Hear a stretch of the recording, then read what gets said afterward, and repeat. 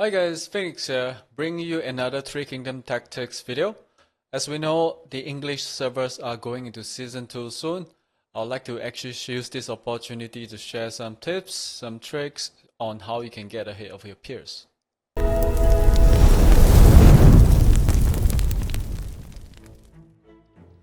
So before I begin, let me share a little bit more about how season works in Three Kingdom Tactics.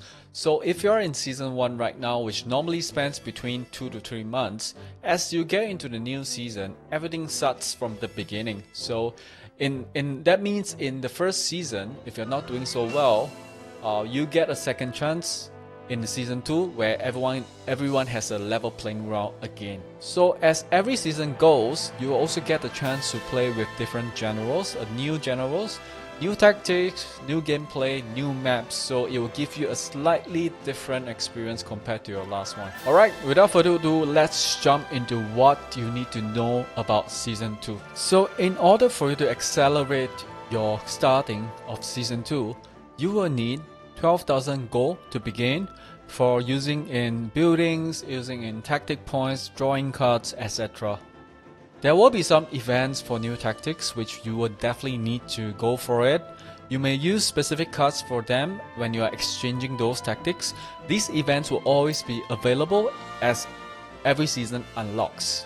So don't worry if you have not been ready for exchanging the new tactics, the new event tactics for Season 2, because it will, even if you don't get it now, it will always be there for you. So for your convenience sake, I'm going to show you a table on all the event tactics that you can consider. The couple of ones that I definitely will highly recommend is Appease the Crowd and Way of Tao, because these are the two tactics that you will definitely need it along the way as you progress into the future seasons. And as part of the preparation for the new season, it's also very important for you to start stacking up purple and blue cards. And that's because when you begin in a new season, you can leverage on those purple and blue cards and exchange them for tactic points. And that will actually gives you an unfair advantage as you begin the first 48 hours of your season. And there's something for you to take note, especially for those players who tend to spend a little bit more for this game itself, which is in Season 2 and also in the future season, in season 3 as well. There are some limited edition generals that is only available in this particular season itself. So if you notice, some of the generals will have the little mark just at the lower left of their portrait itself that says S2. Those are the ones that is only available in Season 2. So if you can afford it, if it's within your means, I would definitely highly recommend you to go for it and make sure that you get some of these cards before you progress to the next season. A new system will also be introduced in Season 2, and that is called the Book of War. To unlock the Book of War, it requires 2 gold generals and 10 purple generals to activate that. And by doing so, it will allow you to have 3 additional passive skills to your general card, which will also greatly improve their strength in battle. So if you have those specific cards that you generally use for your units, I definitely encourage you to make sure that you unlock their Book of War. And similar to the first season, the first 48 hours is always very crucial when you play this game. And that's what we call the Novice period. I believe that's the translation for it. Why it's important is because you get an almost 50% discount when it comes to spending your stamina to occupy land, and all your tactics when you switch between generals to generals, you get a full refund. If you take them off, you get a full refund of your tactic points without any penalties at all. And that, if you compare that to the post 48 hours, where it will cost you about 15 stamina for you to occupy a land, and you will only get 80% back when you remove any tactics from your general slots. And that's actually a very crucial point, because when you have full refund of your tactics points, it almost means that you can easily swap between your generals when they run out of stamina, and therefore for the first 48 hours you can definitely speed up by so much to make sure that your influence, your strengths, your levels gets way ahead versus your peers. Alright, let's talk a little bit about your starting teams, which I would highly recommend. The first team is Liu Bei and Zhang Fei for you to start. Here are some of the tactics that I will highly recommend. That's before the generals reach level 20 and after. So this is for a reference, and this is by far the most stable team to start off in Season 2 because Liu Bei gave a very good stable healing ability, while Zhang Fei is a really strong AoE and very strong war general. So it's really good for you because it has a good balance between the two generals, and using the tactics like Soul Steal, Paranoia, right, it's very good for you to just do some crowd control as well as damage. Alternatively, you can also go with Liu Bei and Zhao Yun. The concept is very similar, and this is really for players who does not have Zhang Fei, but you happen to have Zhao Yun. So again, with a similar approach, these are some of the tactics you should be using before level 20 and after level 20. It's the same idea. Zhao Yun has a very good crowd control ability by himself, and that's the advantage because he has full immunity to any controls, especially against enemy that has a control ability. And if you have no luck in getting Liu Bei, one of the good alternatives is to go with Zhang Fei and Zhao Yun at the same time for both combination, full on DPS, forsake the healing. Who needs really healing?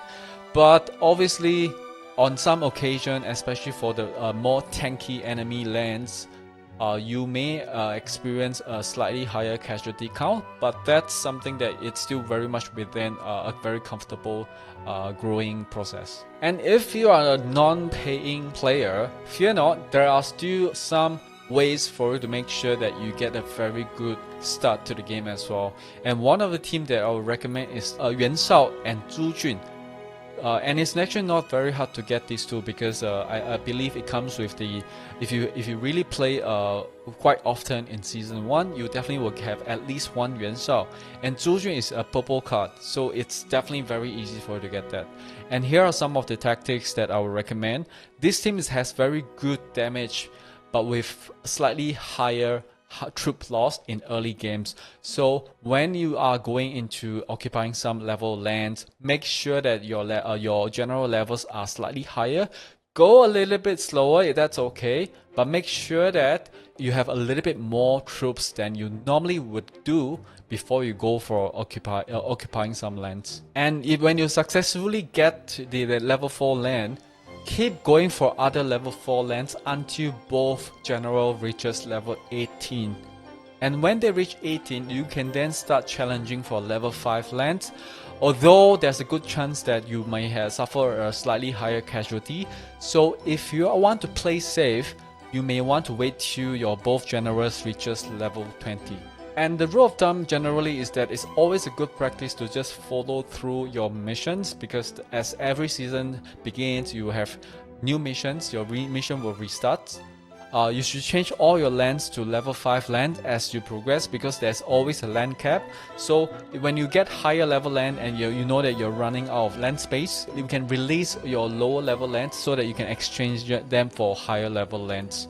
And you should also train up what we call a 2-man. A 2-man is the third general slot that normally costs very low cost, like Cai Wenji, Li Dian, or Zhang Bao. Normally these 3 generals are just 3 costs, which when you reach Palace level 7, you can just slot them into Liu Bei and Zhang Wei's unit into a 3-man unit.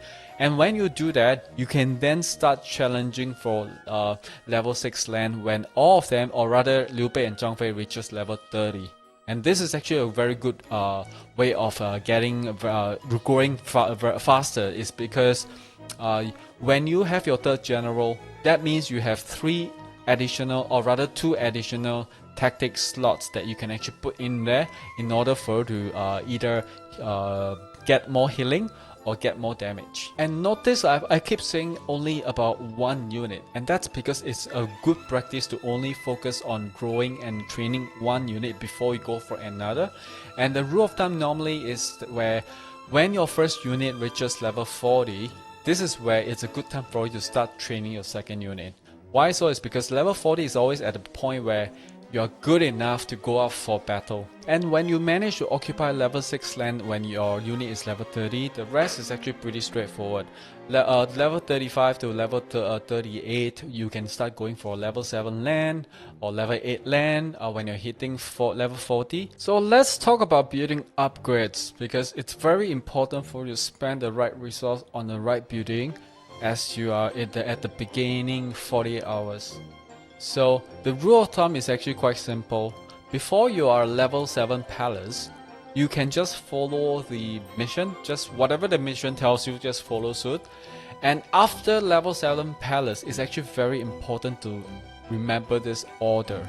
And the order goes like this: after you hit level 7 palace, first thing you want to upgrade is get to level 3 barracks, followed by ensuring that all your resources hit level 10, then level 10 barracks, then level 8 palace, or you can choose to use the resource to upgrade your resource to level 20, because as you hit level 20 you get additional resource if you farm.